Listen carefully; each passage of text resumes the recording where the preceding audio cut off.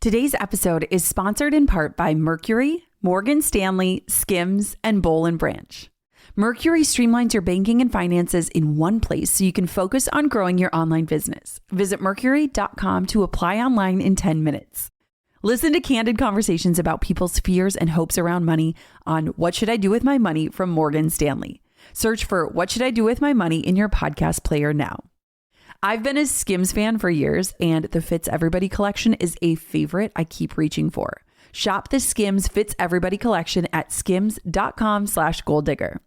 Start building your sanctuary of comfort this fall with Boll & Branch. For a limited time, get 20% off your first set of sheets plus free shipping at bollandbranch.com/goaldigger.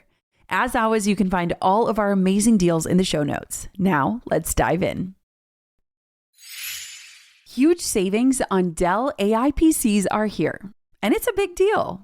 Why? Because Dell AI PCs with Intel Core Ultra processors are newly designed to help you do more faster. It's pretty amazing what they can do in a day's work. They can generate code, edit images, multitask without lag, draft emails, summarize documents, create live translations. They can even extend your battery life so you never have to worry about forgetting your charger. It's like having a personal assistant built right into your PC to cover the menial tasks so that you can focus on what matters. That's the power of Dell AI with Intel inside. With deals on Dell AI PCs like the Dell 16 Plus starting at $749.99, it is the perfect time to refresh your tech and take back your time. Upgrade your AI PC today by visiting dell.com/deals. That's dell.com/deals.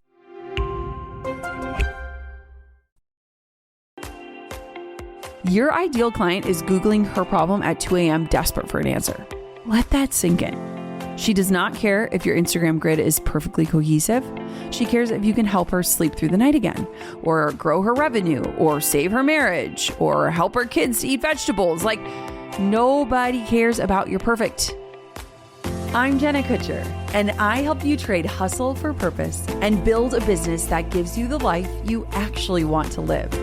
From a $300 Craigslist camera to a 7-figure business I run from home, I've learned that success isn't just about what you do, it's about how you live. Here, you'll get strategies that work, systems that give you your time back, and steps that turn your effort into results and impact. If you're ready for clarity, confidence, and a business that feels as good as it looks, you're in the right place. This is the Goal Digger Podcast. Hi, it's me. And I want today's episode to feel almost like a letter to you. The person who has a Google Doc full of brilliant ideas, a camera roll full of content that maybe you'll post later, and a heart full of dreams that you're not quite ready to share. And I'll be the first to admit you do not need my permission, but if you're feeling like you need it, this episode can be your permission slip. I almost want it to be like a wake-up call. It's me gently grabbing you by the shoulders and saying, the world doesn't need another perfect thing. The world doesn't need another perfect thing. What it needs is your imperfect, messy, beautiful, generous contribution. And I need to tell you something that might sting a little bit. Your perfectionism, it isn't protecting your reputation. It is attempting to protect your ego. And the reality of that is that it's costing you real money, real impact, and real progress towards the life that you say that you want, the life that you actually want. So today, it's my goal to make that end. Here is the escape plan to help you choose progress over perfection once and for all. I want you to consider this right now, like right in this moment right now, someone is sitting on a business idea and they are waiting for the quote, perfect moment. While someone else just spent 3 weeks perfecting a logo for a business that they haven't launched. Someone else is storing super helpful content in their drafts folder. Someone else is rewriting the same email for the 4th time instead of hitting send. Maybe that someone is you. Now, here's what I've learned after building my business over the last decade. At the heart of it, and this took me a long time to learn, perfectionism is selfish. Every single minute you spend polishing something that could have already been helping someone else is a minute you're withholding value from the people you claim to want to serve. And every hour you spend perfecting is an hour that you're not spending leaning in, learning from real feedback, being in community with your people. Every delayed launch is revenue literally walking straight out your door. And so today, together, we're going to get over the perfection trap. Okay? At least we're going to commit to it, commit to trying. So first, there's this thing that I do not think entrepreneurs think about enough, and it should be something that you think about every single day. And that is the perfectionism task. Like, I don't think that we actually connect the dots that our desire to be perfect is actually costing us. And it's an expensive cost. And so when I think about perfectionism, I often associate it, and I connect the dots in my busy brain. I connect the dots between perfectionism and procrastination. I think perfectionism is just a fancy form of procrastination. But what's interesting is that if we can understand that, we can see that, we often don't take it a step further and see that there is a literal cost to it. Let me break down the three main taxes that you are, quote, paying by using your perfection to hold you back. Okay, so first is the time tax. Okay, the time tax. So what does this look like? Okay, I have a friend who I have gone on vacation with the last 2 years. So we have spent an entire week together. And in the last 2 years, she has told me about this course that she wants to create. Now, she has been through crazy things in her life. She has navigated grief and pain. She has walked this insane road, and she is like a beacon of light to so many women. And my sweet friend, I'm not going to say her name, but if she listens to this, she'll know I'm talking about her. She has had this outline just sitting in her drafts folder for 2 years. She has not taken any action. She has not put anything out there. She has not even left a breadcrumb for her audience to consider that more resources are going to be available for them. Now, in the same 2 years that she's been sitting on it, I have watched other people launch courses from scratch that have not just changed their life, like financially, has changed the lives of the people they've created it for. I have watched so many successful creators. I've watched my friend Jennifer launch a course about dahlias. I have watched a friend launch a course about how to get your child to go to the bathroom. I mean, I've watched so many different people launch offers.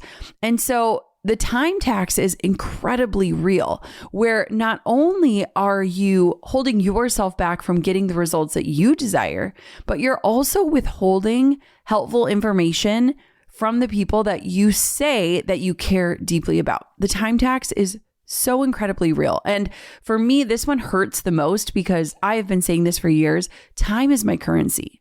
Like, we can go out and we can make more money, but we can never get back our time. And so the time tax is something that you have to consider. And you have to see that your perfectionism is making you waste precious time. And it is also holding you back from making the impact with the time that you have in this life. The second tax is the opportunity tax. Okay. Let me tell you a quick story. So when COVID hit and the world started shutting down, as a leader, I had to make some really big decisions. And I decided, okay, we are going to lean into this. We're going to pivot fast. We knew that small businesses were going from a mode of like thriving and living in this like external world to straight up survival mode, right? Like, how are we going to survive this? How long is this going to be? What is this going to look like? And so immediately I jumped into action. I started creating resources to help business owners adapt to the new way of the world. And I started creating these like micro offers that were insanely affordable or free, that were helpful, and that were these things that people could put to work immediately. The opportunity tax is that if you are slow to take action, or if you let your perfectionism hold you back, you miss out on opportunities to step in, to serve, to make an impact, and to make an income. Okay. So you have to be able to imperfectly move quickly. Like that's like the only way to say it, or you will miss opportunities. There are probably opportunities you've already missed because you haven't put yourself or your work out there. And the last tax is the confidence tax. And here's what I'm going to say. The longer you wait, the more that you convince yourself you're just not ready. Okay? This happens all the time. I mean, you can see it like, imagine this picture with me here. I was a diver. I was a collegiate diver. And every once in a while, the swimmers from the other side of the pool would swim over to the diving well and they'd climb up the 3-meter or the 10-meter platform and they would just stand there. And if anybody stood at the edge too long, I knew they weren't going to do it. It's like they let themselves marinate in their fear long enough to simply not jump. The people who just got up there, they said, ooh, this is scary. And they jumped. They were successful, right? We've all seen it. And so the longer you wait, the more you convince yourself you're not ready. But here's the truth. You're probably not afraid of failure.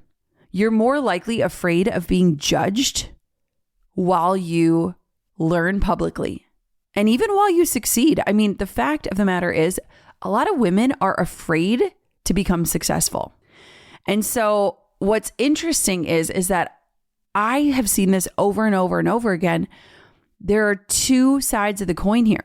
You're either afraid to like publicly fail or be seen learning publicly, or you're equally afraid of like, well, what if I do become successful? What if people do start watching me? What if people do see that this is something real? Like, and both sides of those are scary. Yeah. But if you just sit there and think about all the what ifs, you will absolutely convince yourself to not put that thing out into the world. I mean, the reality of what's really happening here is you think that you're worried about strangers on the internet judging your work. But I'm going to assume after working with thousands of entrepreneurs, you're probably worried about what the people in your life, I'm talking about like the ones who supposedly love you and support you. You're probably more worried about what those people will think when you start showing up bigger and bolder and more successful than before. And so I get it. Like success comes with growth, and it can be scary to think about like, what if I outgrow my current circle? Or what if my success makes other people feel less? Or maybe what if people see me and it's like, I'm just too much, right? These are all things, but these are real taxes that you are paying every single day you let your perfectionism win. The time tax, the opportunity tax, the confidence tax, you're paying dividends. So let's talk about what do we do? Where do we go from here? Like, I don't expect us to overcome a lifelong dedication to being perfect, but I do think that we have the opportunity right now to shift beliefs. When I first came up with this idea for my episode, I started outlining, I just went ham because I just have so many thoughts about perfectionism. And I sent it over to my producer, Christy, and she looked at it and she goes, whoa, this is like really good. This is actionable. And I said, well, what did you think I was going to give you? And she's like, I don't know. It just sounded kind of fluffy, but no, we're going in. And you know what? I think I feel even more passionate about this because I am a recovering perfectionist, and raising daughters, I can already see the ways the world tells us that we have to be better and we have to be perfect. And I want to unwire that for us, for them, and for our inner child. So here are 4 truths that I think we have to learn how to accept. But before I tell you those, I want to tell you about this episode of Bluey. So in our family, every single night before bed, so we'll eat dinner, we often go outside, we play with the chickens, we go out to the garden, and then we sit down and each kid gets to pick one Bluey episode. So each Bluey episode is like 8 minutes long. We have watched all of them probably 5 times at this point. We can recite them. We know their names. But there is this episode, and the episode is called Perfect.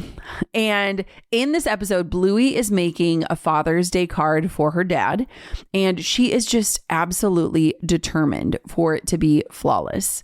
And so she starts a card and she draws it. And anytime she notices even just a tiny mistake, like a line out of place or a shape that doesn't look quite right, she gets so frustrated, like mad at herself, right? And so she ends up having this pile of like adorable cards. Like any parent would die to get what Bluey has created. And instead of giving those cards to him, she rips them up, she crumples them, she tosses them aside. And I mean, honestly, some of those cards were so good, but they never even saw the light of day. Like not even like ending up in that random box in your closet type of day. And so I think so many of us can relate to this of like, so many of us have amazing ideas sitting in the digital trash can right now, right? And here's what I've realized. Our perfectionism isn't really about standards. I think a lot of it is conditioning. There are so many small constant reminders that we're either too much or we're not enough, or we're both of those things all at the same time, right? And so the 4 beliefs that helped shift things for me, I want to share those. And I need you to not just hear them, but I want for you to, like, if you are in a safe place to do this, close your eyes and really just listen to them. And sometimes my therapist makes me do this, but like, imagine what young version of you needed to hear and believe these things. Like for me, it's always like my 8-year-old self. When we were young, we dreamed of castles and fairy tales. And as we grow up, those dreams might shift into building something real, like starting a business. You need a website, payment systems, a logo, and a way to reach customers. It can all be overwhelming and confusing, but thankfully, that's where today's sponsor, Shopify, comes in. Shopify powers millions of businesses around the world and 10% of all US e-commerce, from big brands to folks just getting started. They offer beautiful, ready-to-go website templates so you don't need design skills to look professional. Their AI tools help with product images, descriptions, discount codes, and more. Shopify also makes it simple to run email and social campaigns so people can find you. And if you ever feel stuck, their award-winning 24/7 support is always available. Turn those dreams into and give them the best shot at success with Shopify. Sign up for your $1 per month trial and start selling today at shopify.com/goaldigger. Go to shopify.com/goaldigger. Shopify.com/goaldigger. This podcast is brought to you by Mercury, banking that helps entrepreneurs do more with their money. Okay, I remember in the early days of my entrepreneurship journey, clients would literally mail me checks, and then I would have to drive all the way to the bank to deposit them. It took me literal years to make things go digital, and I am ashamed to admit I still have a filing cabinet with paper contracts because I'm way too afraid to throw them away. But that's the beauty of growth, right? Like, you learn what systems serve you and which ones hold you back. Mercury is one of those systems that just works. Where traditional banking websites and apps are clunky and hard to use, Mercury is meticulously designed to make doing just about anything with your money feel effortless. And the best part is, it flexes to fit all types of businesses. Ready to see what powerful banking can do for your business? Visit Mercury.com to apply in minutes. Mercury is a financial technology company, not a bank. For important details, check the show notes. So the first belief is this: the people holding you back, they're not strangers. It's probably your inner circle. I think this one is probably one of the hardest pills to swallow as an entrepreneur. I mean, it's easy for us to like blame random strangers on the internet for things, but I feel, and I still think about this to this day, it's far more easy to be worried about like your cousin's eye roll at Thanksgiving dinner when you talk about your business, or, you know, your aunt who is all over Facebook and what she thinks about your quote little hobby. It's those people in our lives that really can hold us back. Maybe you're worried about like your college friends who like look at you and think like, who is she to do that? Or maybe they think you've gotten too big for your britches. Here's what I need you to hear. The people whose opinions you are afraid of, guess what? They are people who will never write your checks. They're probably not your customers. They're not meant to be your audience. They're not meant to be impacted by what you're doing. I recently heard Alex Hermosi say something that stuck with me, and I'm paraphrasing it here, but he kind of said, stop trying to appease the people who were never going to pay you anyway. And I feel like lately I've gotten a little bit more bold in the way that I'm speaking and what I'm sharing online. After hearing that quote, I was like, yeah, why am I trying to like serve people that are not the people I'm creating for? And why am I worried about what those people think? I mean, have you ever held back from posting something because you were worried about like what one specific person would think? Is that just me? Like you can literally picture a specific human in your life seeing that post and rolling their eyeballs. That person, guess what? They probably just scrolled past your last 5 posts without even thinking about them, without even noticing them, right? We are like drinking out of fire hoses when it comes to content these days. Nobody is paying as close attention to you in your life as you are. Okay. And that should give you that should make you feel good. Like imagine everyone looking into a microscope, and on the slide where you put like the Petri things, can you tell I'm not like a science person? Everyone is looking down into their own lens and inspecting their own life and their posts and their ideas and their content and all these things. We are all so head down in our own lives. We are not spending a lot of time looking at, inspecting, judging other people. At least if you're busy and you're aiming to do good in the world, you're not doing that. And so if you remember that like everyone is looking at their own life, our microscope is on our lives, theirs is on theirs. Just do you. Just do you. The second belief is that you have to understand this. This is so huge. Your customers, they don't want perfect. They want solutions, okay? While you're agonizing over whether your font is, quote, professional enough, your ideal client is Googling her problem at 2 a.m. desperate for an answer. Let that sink in. She does not care if your Instagram grid is perfectly cohesive. She cares if you can help her sleep through the night again, or grow her revenue, or save her marriage, or help her kids eat vegetables. Like, nobody cares about your perfect. They don't care about your perfect. They care about their problem.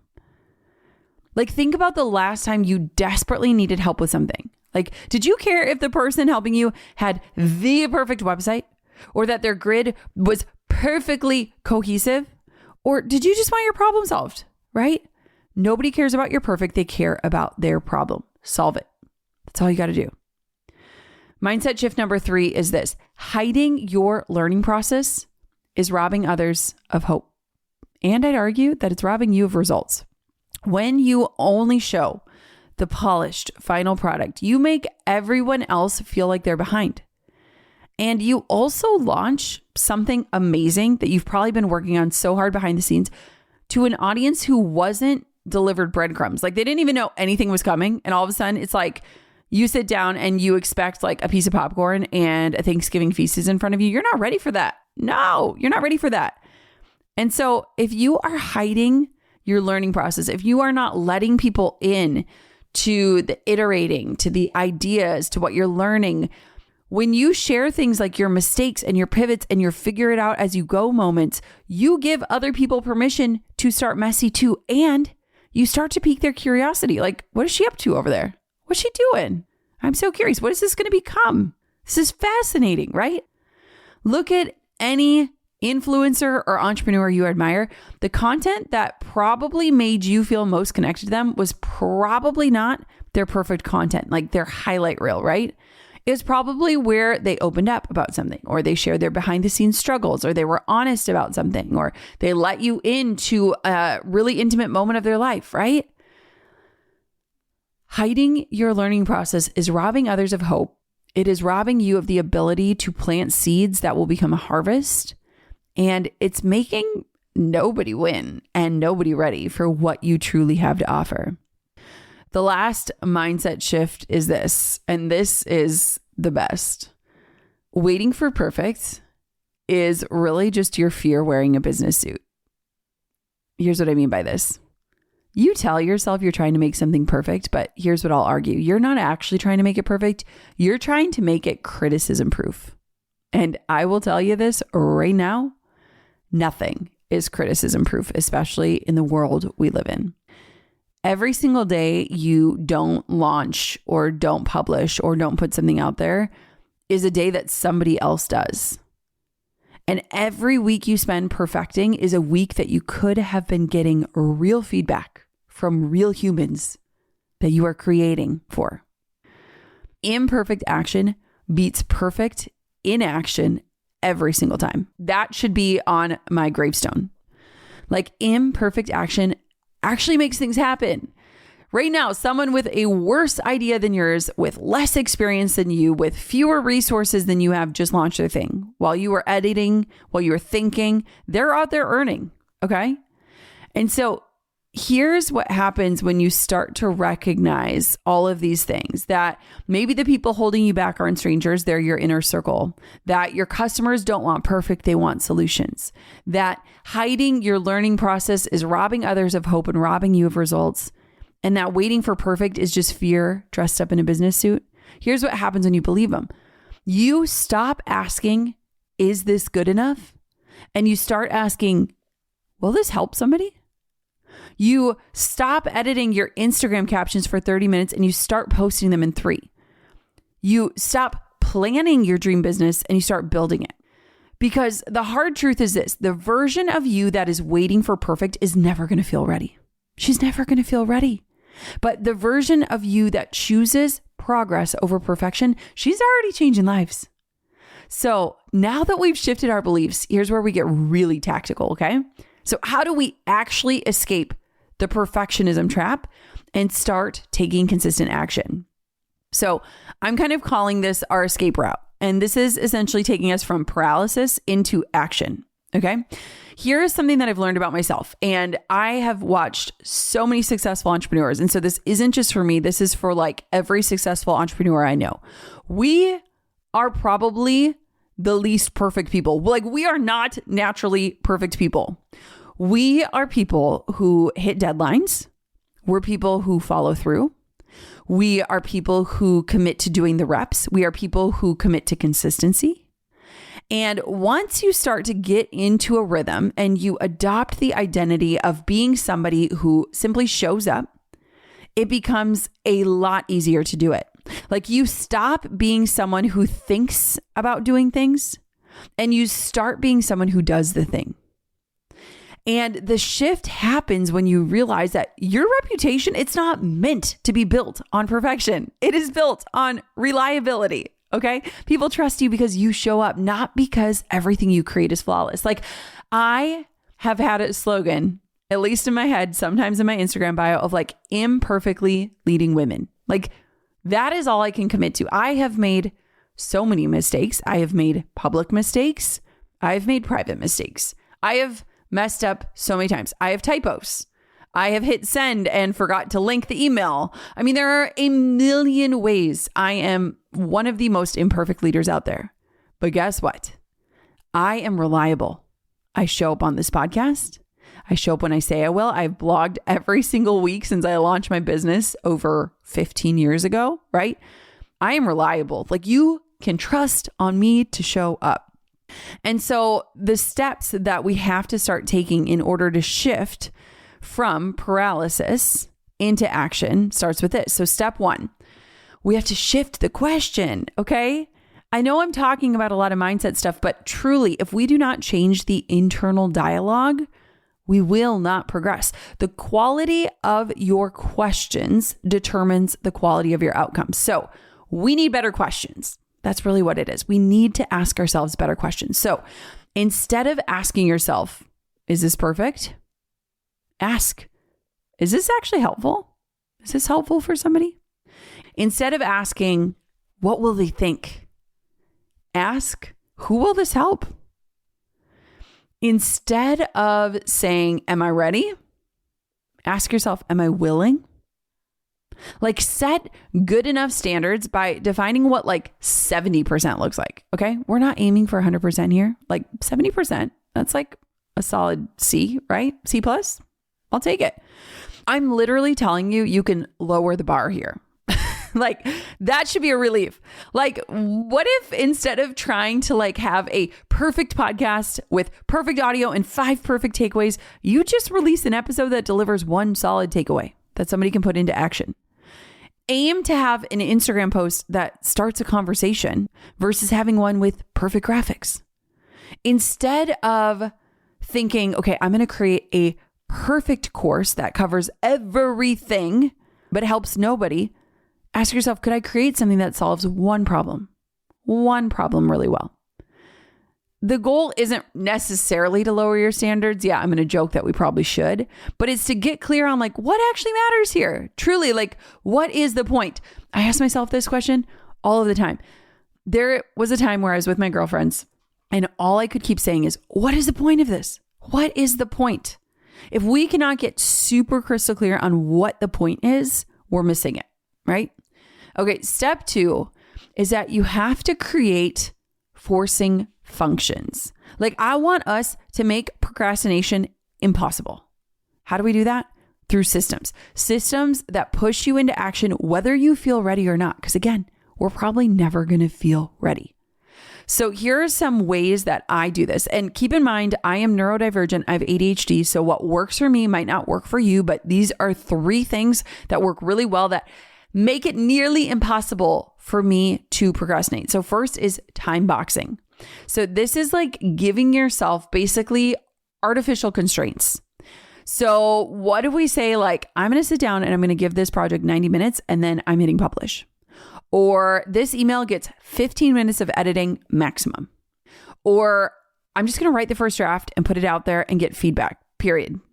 Right? When you create these constraints, like I literally have these cute little timers. I have one that's like a hourglass with sand in it. I also have like a cute colorful timer that my kids always steal from me.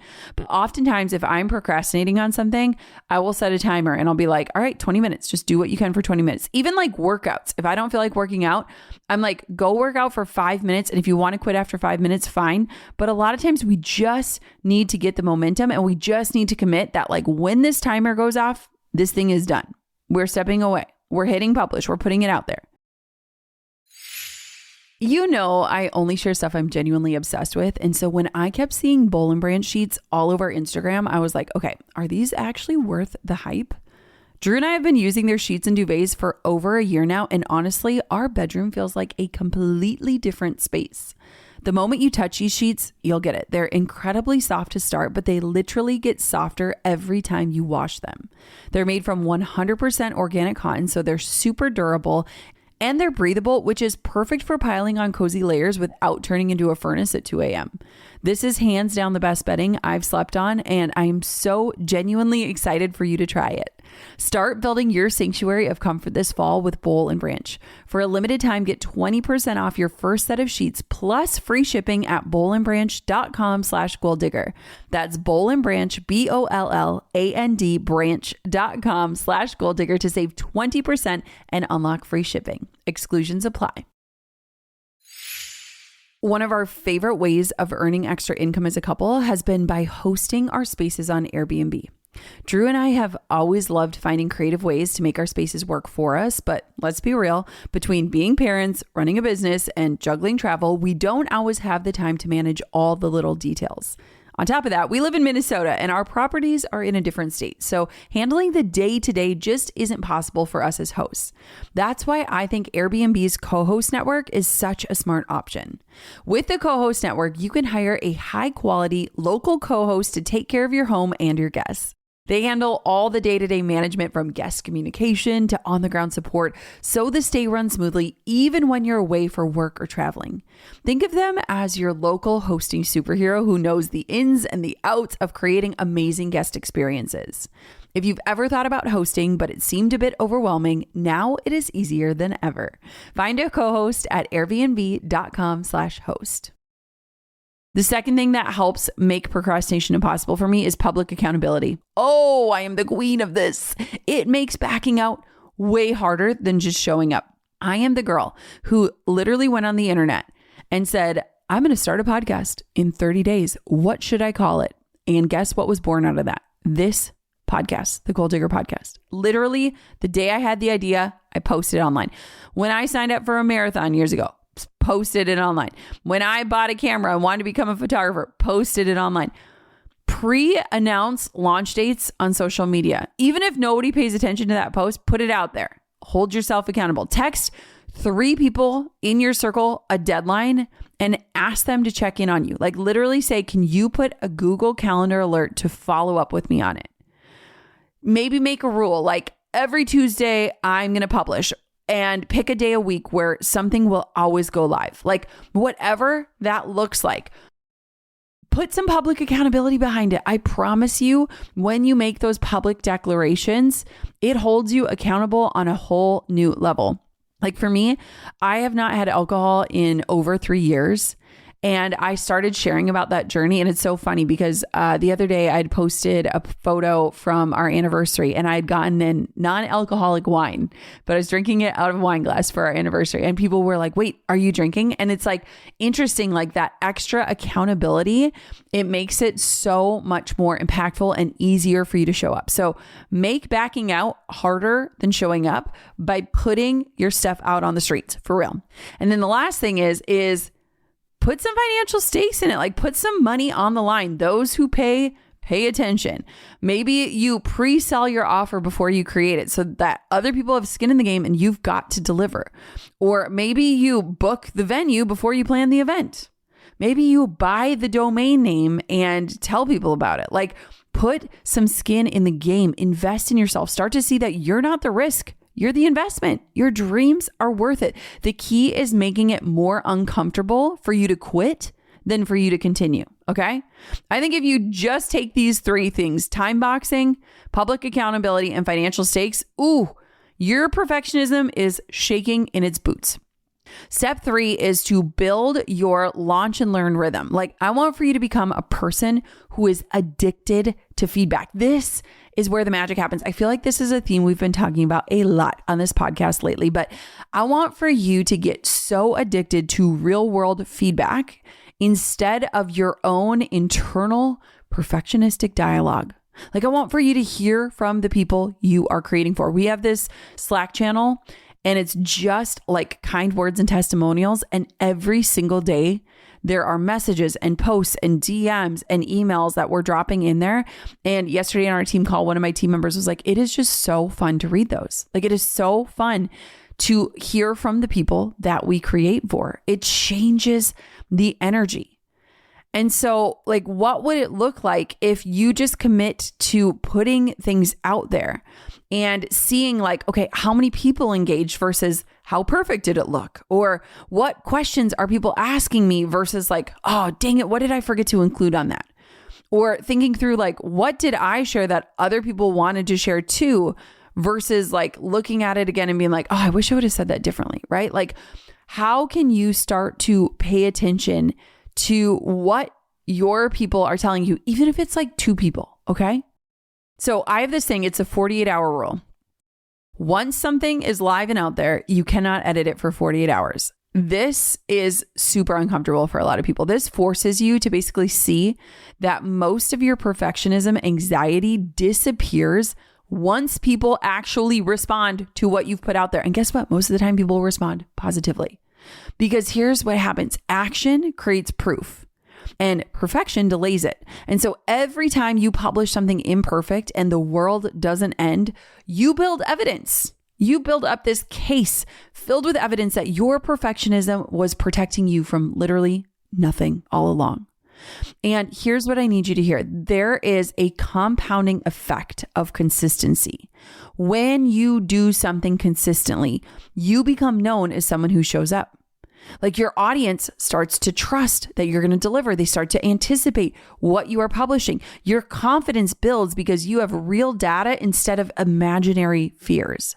And most importantly, you start identifying as someone who takes action instead of just being someone who sits there and thinks about taking action.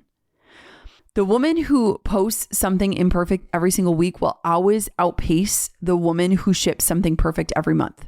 Because the first person is learning in real time, they're iterating, she's building momentum, while the second one is sitting there holding back her creations and polishing them to perfection, which guess what?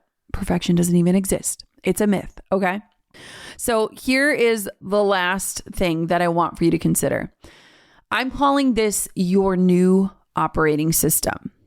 There has to be an identity shift. Here's what I want for you to understand. Everything I've talked about today only works if you decide to become a different person. Easy, right? Oh, come on, Jenna. That's so easy. No, not a perfect person, a decisive person. I want you to be someone who makes decisions quickly and who is willing to just adjust as you go instead of trying to make perfect decisions slowly. Okay? I want for you to make decisions quickly and adjust as you go instead of trying to make perfect decisions slowly. The most successful women I know aren't the smartest. They're not the most talented. They are the ones who decided they were the kind of person who follows through. They chose their identity first and then their actions followed. From now on, every decision you make, it needs to get filtered through one question. Does this move me forward or does it keep me stuck? That's it. Not, is this perfect? Not, what will people think? Just forward or stuck. Ask yourself that. Posting the imperfect caption? Forward. Spending another hour editing it? Stuck. Launching your course with typos? Forward.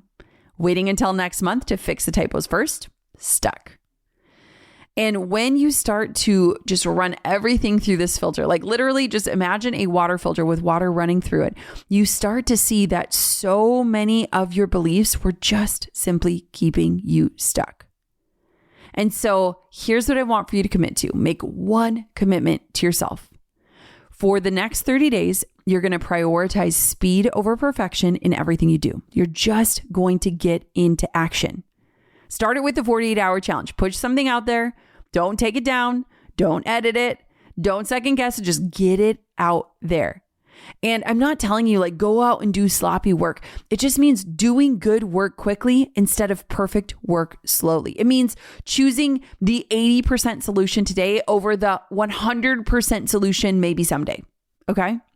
And so say this out loud. I am someone who is okay with imperfect action. I am someone who is okay with imperfect action.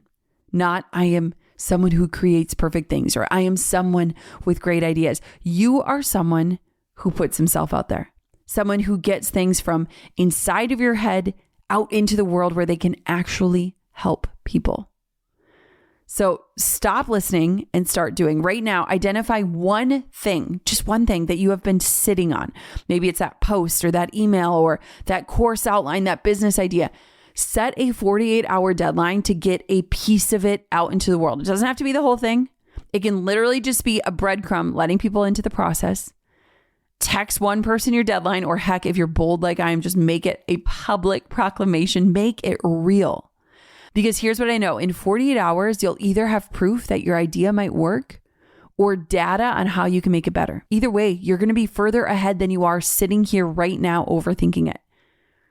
Because I am absolutely convinced that the world does not need another perfect thing. It needs your contribution, and it needs it now. Your dreams, they do not need permission to exist, but they need your action in order to breathe. So here's what you have to do. Stop asking if you're ready. Start asking yourself, am I willing? Am I willing to show up? Am I willing to make a fool of myself? Am I willing to be successful? Am I willing to put something out there, even if it's not fully formed? The person you are meant to be is waiting on the other side of your first imperfect step. Your dream, I promise you, it does not need perfect polish. It needs proof. And the more action you take, the more real your dream becomes. Perfectionism does not protect you. It paralyzes you. And your audience, your future customers, your family, they don't need you to be perfect. They need you to be present. They need you to be brave. They need you to be moving. So take that imperfect step today. Let that action create the proof you've been waiting for. The world needs more people in imperfect action, and that starts with you. I hope you loved today's episode. I hope you walk away with something you can put into action. I hope you can overcome analysis paralysis and all of the ways that your perfectionism is costing you. Thank you so much for listening to this episode of the podcast. If you know someone who could benefit from it, please pass it along. It means the world to me. And until next time, goal diggers, keep on digging your biggest goals. Thanks for listening to the Goal Digger podcast. I hope today left you inspired and equipped with something you can put into action as you build a business that truly supports your life. If this episode resonated with you, here's how you can help the show reach even more entrepreneurs. Hit follow, share it with a friend who's building something meaningful, and if you're feeling generous, leave us a review. Those reviews help other listeners discover these conversations when they need them the most. This show has become so much more than I ever imagined, and it's because of listeners like you who show up and share. You are helping build something that will inspire entrepreneurs for years to come. For show notes, links, and resources, head to goaldiggerpodcast.com. Keep digging your biggest goals. The world needs what you're building.